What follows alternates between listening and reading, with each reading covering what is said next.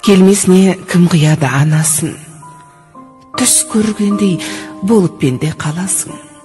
Анаң ғана мәңгі өмір сүрердей жаулайды екен перзентінің санасын. Мейлі анаң 100-ден асып кетсе де, кәрілігі қуып жүріп жетсе де, перзент үшін қартаймайды анасы, қиындықпен сынақтардан өтсе де.